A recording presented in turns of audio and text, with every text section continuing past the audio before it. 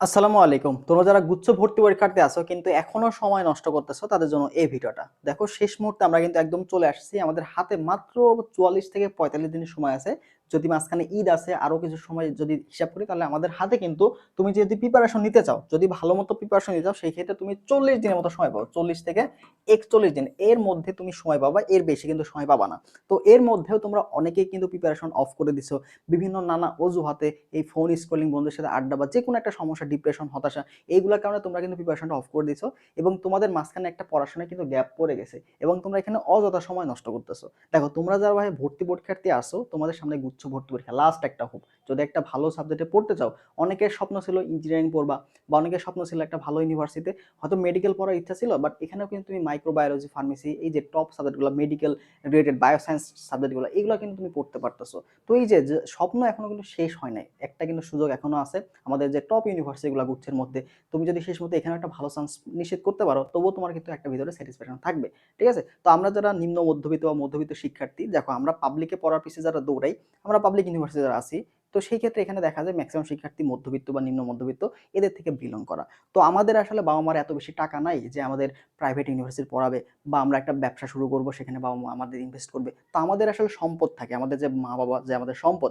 দেখো আমার মা বাবার ক্ষেত্রে বলি, আমাদের ফ্যামিলি কিন্তু আমরা একটা বলা যায় মানে লোয়ার মিডল ক্লাস থেকে, ঠিক আছে? তো এখান থেকে আমাদের মা বাবার স্বপ্ন হচ্ছে বা আমার মা বাবার যে একটা ভালো যে প্রাউড ফিল করে সেটা হচ্ছে আমাকে নিয়ে, কারণ আমাদের এলাকার মধ্যে দেখো আমি একটা ভালো ইউনিভার্সিটি পড়াশোনা করতেছি। ঠিক তেমনি আমার মতো তোমাদের কিন্তু অবস্থাও সেম, তোমরা কিন্তু দেখা যায় স্কুল কলেজে একটা ভালো রেজাল্ট করে আসছো, বাট বিভিন্ন কারণে হয়তো চান্স হয় না, কিন্তু মা বাবা বা তোমাদের এলাকার মধ্যে তোমাকে নিয়ে কিন্তু অনেক গর্ব করে যে আমার যে সন্তান এই একটা ভালো জায়গাতে পড়বে, ভালো সাবজেক্টে পড়বে। তো দিন শেষে তারা কিন্তু ওইদিকে তাকায় আছে। তো তোমাকে হয়তো অনেকে বলছে, বাবা মা যদি হয়তো সাহস দিচ্ছে, বাট তাদের মধ্যে কিন্তু একটা আকাঙ্ক্ষা আছে যে আমার আমার যে সন্তান সে একটা ভালো জায়গাতে পড়ুক। কারণ আবার বললাম যে আমাদের কিন্তু বাবা মার অঢেল টাকা পয়সা নাই যে আমাদের প্রাইভেট ইউনিভার্সিটি পড়াবে, পাবলিকে চান্স হচ্ছে না, বা আমাদের একটা ব্যবসা দাঁড় করে দিবে বা দেশের বাইরে পাঠিয়ে দিবে। তো এর জন্য টাকা দরকার। তো আমাদের যে মেইন সম্পদটা থাকে সেটা কিন্তু আমাদের মেধা। ঠিক আছে? তো আমাদের মেধাটা কাজে লাগায় আমাদের একটা পাবলিক ইউনিভার্সিটি পড়া দরকার।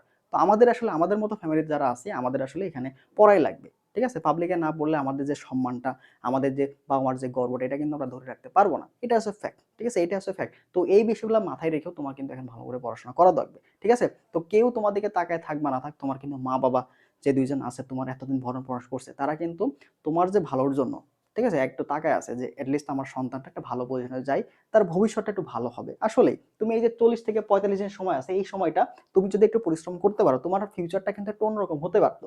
দেখো আমরা কিন্তু এই যে সময়টা, সময়ের মূল্য দিতে শিখি না। ঠিক আছে? যে আমাদের আসলে কখন কোন কাজটা করা উচিত আমরা সেই কাজটা করি না। আমাদের এই যে লাস্ট মোমেন্টের যে সময়টা, এই সময়টায় তোমাদের মধ্যে অনেক শিক্ষার্থী কিন্তু অবহেলা করতেছো। তো দিন শেষে তুমি যখন এক্সাম হলে যাবা, দেখবে যে অনেক প্রশ্ন তুমি কমন পাচ্ছ, অনেক প্রশ্ন তোমার জানা, বাট তুমি এখানে অ্যান্সার করে আসতে পারবে না, তুমি কিন্তু ভুল করে আসবা। ঠিক আছে? তখন তোমার মনে হবে, ইস আমি যদি একটু পড়তাম, আর একটা দিন যদি ভালো করে পড়তাম, কোশ্চেন ব্যাংকটা যদি আরো ২ বার রিভিশন দিতাম, তখন কিন্তু তুমি আফসোস করবা। তো তখন আফসোস করে কোনো লাভ হবে না। ঠিক আছে? আবার যারা সেকেন্ড টাইমার আছো, ২৪-২০ আছো, তোমাদের কিন্তু এটা একটা লাস্ট একটা সুযোগ।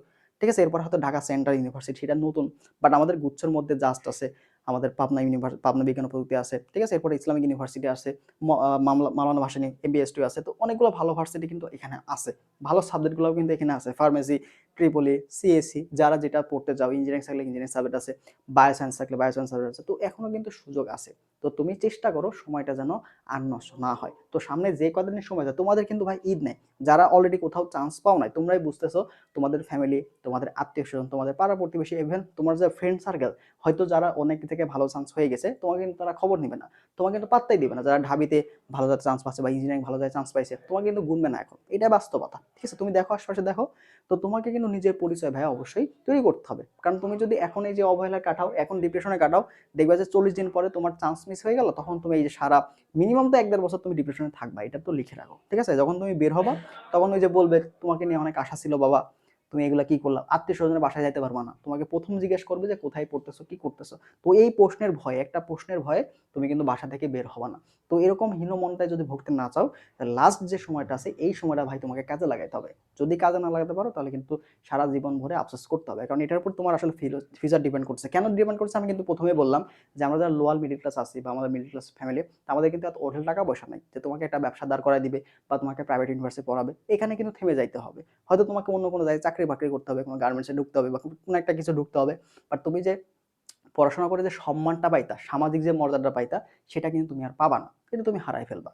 তো এই বিষয়গুলো মাথায় রেখেও তোমাকে কিন্তু এখানে প্রতিযোগিতা করতে হবে। তুমি ভাবতেছো গুচ্ছে চান্স পাওয়া সহজ, এখানে গুচ্ছে চান্স পাওয়াটাও কিন্তু এতটা সহজ না। তুমি দেখো 1,60,000 প্লাস এখানে হয়তো আবেদন করছে, ঠিক আছে, 1,60,000 প্লাস আবেদন করছে, সিট কয়টা, সিট মাত্র দেখা যায় যে 7 থেকে 8,000, ঠিক আছে। তো 7 থেকে 8,000 সর্বোচ্চ না হয় এখানে 15,000 বন্ধ গেল, সর্বোচ্চ আমি দিলাম 15,000 এর বেশি, মানে এর কম হইতে পারে ওয়েটিং থেকে, বাট এর বেশি যাওয়ার সম্ভাবনা খুবই নাই। এই বছর দেখা যায় 10-12,000 যাবে কিনা তাও কিন্তু এখানে সম্ভাবনা কম, ঠিক আছে। তাহলে 15,000 আমি সর্বোচ্চ ধরছি, তাহলে দেখো কতগুলো স্টুডেন্ট কিন্তু বাদই চলে যাচ্ছে। তাহলে এতগুলো শিক্ষার্থী বাদ চলে যাবে, চান্সই পাবে না। তার মানে কি এখানে কি প্রতিযোগিতা আসলেই সহজ? তুমি এখানে চান্স পাবো হয়তো, হয়তো বিভাগ চেঞ্জ টেঞ্জ করে একটা পাওয়া যেতে পারো, বাট টপ সাবজেক্ট বা একটা ভালো সাবজেক্টে যদি পড়তে যাও, তো তোমাকে ভাই এখানে কম্পিটিশন করতে হবে। এখানে মেইন কম্পিটিশন হবে টপ 1,000 এর মধ্যে ঢোকা, ঠিক আছে। টপ 1,000 থেকে 1500 এর মধ্যে ঢোকাটা তোমার জন্য সবচেয়ে হার্ড চ্যালেঞ্জ হবে। তো যারা টপ করতে চাও, তোমাকে একটা ভালো প্রিপারেশন নিয়ে কিন্তু এখানে আগাইতে হবে, ঠিক আছে। তো যাদের এখনো প্রিপারেশনটা নড়বড়ে আছে, তা পাচ্ছ না যে আসলে কিভাবে গুছাই নিবা, ডিপ্রেশনের মধ্যে আসো, বুঝতেছো না কিভাবে পড়া দরকার, এটা বুঝতেছো না, তাদের জন্য কিন্তু আমাদের লাস্ট 40 দিনকে টার্গেট করে আমাদের এমসিকিউ বুস্টার কোর্স, এটা আমরা শুরু করবো আগামী 25 ফেব্রুয়ারি থেকে, ঠিক আছে। অর্থাৎ এই মাসের 25 তারিখ থেকে আমরা শুরু করব। তো এখানে তুমি প্রায় 40টার মতো ক্লাস পাবা, ঠিক আছে, 40টার মতো ক্লাস পাবা। তো এই ক্লাসগুলোতে আমরা প্রথমে অধ্যায়ভিত্তিক ক্লাসগুলো তোমাদের দিব। এখানে আমাদের একটা বিষয় মনে রাখি, সেটা হচ্ছে আমাদের এখানে ফিজিক্স ক্লাস হবে, কেমিস্ট্রি ক্লাস হবে, ম্যাথ, এই তিনটা বিষয়ের উপর ক্লাস হবে, এবং বায়োলজি আমরা তোমাদের সাজেশন দিব, ঠিক আছে, বায়োলজি সাজেশন দিব। তো এর পরবর্তী ক্লাসের পাশাপাশি তোমরা এখানে লাইভ এক্সাম পাবা, ঠিক আছে, অধ্যায়ভিত্তিক লাইভ এক্সাম পাবা। অর্থাৎ আমরা যে ক্লাসগুলো নিব এর পরবর্তী তোমরা ওয়েবসাইটে সুন্দর মতো এক্সামগুলো পাবা, এগুলো তুমি পাবা, সমস্যা নেই, ঠিক আছে। তো এখানে আমাদের যে ক্লাসগুলো হবে, জাস্ট আমরা ইম্পর্টেন্ট জিনিসগুলোতে ফোকাস করব, ক্লাসগুলো কম্প্যাক্ট করব, হয়তো ক্লাসের ডিউরেশন 2 থেকে 2.5 ঘন্টা হবে, সর্বোচ্চ গেলে 3 ঘন্টা, এর বেশি হবে না। অর্থাৎ সবচেয়ে ইম্পর্টেন্ট জিনিসগুলোতে, যাদের বেসিকে কনসেপ্টের সমস্যা আছে, হ্যান্ড ক্যালকুলেশন যাদের প্রবলেম আছে, তো সব কিছু মিলে একদম ডিটেলসে তোমাদের যত কম সময়ে বোঝানো যায় সেটা কিন্তু এই কোর্সে করানো হবে। জাস্ট আমরা ইম্পর্টেন্ট জিনিসগুলোতে ফোকাস করব। প্রথম থেকে আমরা প্রত্যেকটা অধ্যায়ের ইম্পর্টেন্ট যে টপিকগুলো আছে সেগুলো সলভ করে দিয়ে, এরপরে এক্সট্রা যে টপিক লাগে ওগুলো তোমার একটা রিভিউ দিব, যেন আমাদের এই ইম্পর্টেন্ট টপিকের বাইরে আসলে তুমি অ্যান্সার করে আসতে পারো, ঠিক আছে। তার মানে একটা অধ্যায়ের সকল ইম্পর্টেন্ট গুরুত্বপূর্ণ টপিকগুলো আমরা শেষ করে তোমাদের কিন্তু একটা ভালো প্রস্তুতি এখানে নিতে পারবা। তো আমাদের সর্বশেষ যখন আমাদের 30 দিনের মধ্যে আমাদের সিলেবাস শেষ হবে, ঠিক আছে। তো আমাদের এখানে 30 দিন সিলেবাস শেষ হবে, 30 দিন আমরা সিলেবাস শেষ করে ফেলবো, বাকি 10 দিন আমাদের রিভিশন থাকবে। তো এই 10 দিনে আমরা কি করবো, ফিজিক্সের আবার 200টা এমসিকিউ সলভ করাই দিব, কেমিস্ট্রির আবার 200টা এমসিকিউ সলভ করাবো, আবার ম্যাথের ক্ষেত্রে আবার 200টা এমসিকিউ সলভ করাবো। অর্থাৎ প্রথমে অধ্যায়ভিত্তিক ক্লাস শেষ হয়ে যাবে, এর পরবর্তীতে তুমি আবার 200টা করে এমসিকিউ পাবা, ঠিক আছে। তো ফিজিক্সের ক্ষেত্রে টপ 200 এমসিকিউ, টপ 200 এমসিকিউ আবার তোমাকে রিভিশন দেওয়াবো, কেমিস্ট্রির ক্ষেত্রে তোমাকে আবার টপ 200 এমসিকিউ রিভিশন দেওয়াবো, ম্যাথের ক্ষেত্রে আবার টপ 200 এমসিকিউ তোমাকে রিভিশন দেওয়াবো। এছাড়া তুমি এখানে কিন্তু মডেল টেস্টও দিবা। তো মডেল টেস্টগুলো বা এক্সামগুলো, এখানে যে গুরুত্বপূর্ণ যে প্রশ্নগুলো, দেখো আমরা এক্সামে ইম্পর্টেন্ট প্রশ্নগুলো এক্সাম নিচ্ছি, এরপরে ক্লাসে তোমাদের সলভ করে দিচ্ছি, তার মানে সকল ইম্পর্টেন্ট যে প্রশ্নগুলো, সকল টাইপ তোমার কিন্তু কভার হয়ে গেল। তো তুমি যদি প্রত্যেকটা ক্লাস ভালো করে করো, ক্লাসের স্লাইডগুলো ভালো করে দেখো, এরপরে এক্সামগুলো দাও, এক্সামের যে ব্যাখ্যাগুলো আছে সেগুলো যদি দেখো, ইনশাল্লাহ এখানে চান্স পাওয়ার মতো তুমি মার্ক অবশ্যই অবশ্যই এনশিওর করতে পারবে। তো লাস্ট 40 দিন তুমি যদি আমার সাথে পরিশ্রম করতে পারো, তাহলে অবশ্যই আশা করা যায় একটা ভালো কামব্যাক তুমি দিতে পারবা। কারণ এখন এই মুহূর্তে তুমি কিন্তু শুরু থেকে একদম স্টার্ট থেকে তোমাকে গাইড করবে এরকম কিছু পাবা না। হয়তো যে কোনো জায়গাতে ভর্তি হলে তোমাকে মাঝখান থেকে শুরু করতে হবে, তখন তুমি কিন্তু অগোছালো হয়ে যাবে। বাট আমরা এখান থেকে একদম স্টার্টিং থেকে 25 তারিখ থেকে শুরু করবো, যেন তুমি আমরা খুব সহজেই এখানে ধরতে পারো, ঠিক আছে। তোমাদের রুটিনটা কমেন্ট বক্সে দেওয়া থাকবে, ডিটেলসটা, ওয়েবসাইট লিঙ্কটা, সেখান থেকে তুমি একটু কষ্ট করে রুটিনটা দেখে নিবা, তাহলে বুঝবা যে আমরা কতটা ইম্পর্টেন্স এখানে দিচ্ছি, ঠিক আছে। তো আমরা ক্লাস নিচ্ছি, ক্লাসের পাশেই ক্লাস শেষ হয়ে যাবে আজকে, কালকে আমরা ওইটার উপর লাইভ এক্সাম, আবার আজকে আগামীকাল যেটা ক্লাস হবে পরশুদিন তার উপরে লাইভ এক্সাম। তো এইভাবে কিন্তু প্রত্যেকটা শিডিউল তোমাদের মেনটেন করা হবে।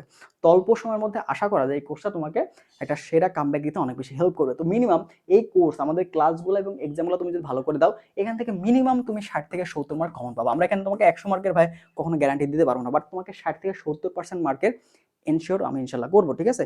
তো এই বিষয়গুলো তুমি পাবা, ক্লাস এবং এক্সামের প্রশ্নগুলো ভালো মতো অ্যানালাইসিস করবা, তাহলে ইনশাল্লাহ সলভ করবা, দেখবে যে 60 থেকে 70 ইজিলি তোমার উঠে গেছে, ইজিলি উঠে গেছে। তো আমরা এই বিষয়গুলোতেই এখানে ফোকাস রাখবো, ঠিক আছে। তো তোমাদের চান্স পাওয়ানোটা, আমাদের এখানে যতগুলো স্টুডেন্ট ভর্তি হোক না কেন, 400 500 100 200 যা ভর্তি হোক না কেন, আমরা এখানে সর্বোচ্চ ইফোর্টের জন্য এই কটা স্টুডেন্ট মিনিমাম 60+ মার্ক তুলতে পারে, ঠিক আছে। তো এটার ফিটাও কিন্তু হাতের নাগালে আছে, মাত্র 450 টাকা দিয়ে তুমি এখানে ক্লাস পাচ্ছ, এক্সাম পাচ্ছ, গাইডলাইন পাচ্ছ। যারা ভর্তি হতে চাও তারা আমাদের হোয়াটসঅ্যাপ নম্বরে যোগাযোগ করবা, তাহলে ডিটেলসটা পেয়ে যাবো। তো কমেন্ট বক্স চেক করলে সেখানে কিন্তু ডিটেলসটা পেয়ে যাবা। তো আবারও বলতেছি, সময়টা নষ্ট করবে না, সময় নষ্ট করলে তুমি কিন্তু এখানে বিপদে পড়ে যাবা, ঠিক আছে। তো এই মুহূর্তে এসে বেশি বেশি কোশ্চেন সলভের দিকে ফোকাস করো, কোশ্চেন সলভের দিকে ফোকাস করো। কোশ্চেন সলভ না করলে তুমি কিন্তু বড় সড়ো ধরা খাবা, ঠিক আছে। কোশ্চেন সলভ, তোমার যদি এতগুলো পরীক্ষা দিছো, দেখছো এখানে কোশ্চেন যদি সলভ না করে যাও, বেশি বেশি প্র্যাকটিস যদি না করে যাও, সে তোমার কিন্তু বিপদে পড়তে হবে, ঠিক আছে।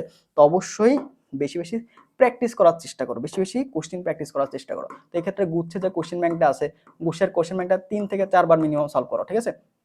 আমাদের যে গুচ্ছের যে কোশ্চেন ব্যাংক আছে তোমরা শুধুমাত্র একবার সলভ করে বসে আছো, তো একবার সলভ করে এখানে কাজ হবে না, তোমাকে মিনিমাম 3 থেকে 4 বার বা যদি পারো 5বারও তুমি সলভ করে যাও, কারণ এই প্রশ্নগুলো তুমি যদি কনসেপ্টে ক্লিয়ার থাকে প্রশ্নগুলো থেকে তুমি ইনশাআল্লাহ কভার করে ফেলতে পারো, ঠিক আছে। তো এখানে চেষ্টা করো জিএসটি যে কোশ্চেন ব্যাংকটা আছে, ঠিক আছে, জিএসটি যে কোশ্চেন ব্যাংকটা আছে পাশাপাশি আমাদের ভার্সিটি এইমের যে কোশ্চেন ব্যাংকটা আছে এটা তুমি ভালো করে সলভ করো, ঠিক আছে।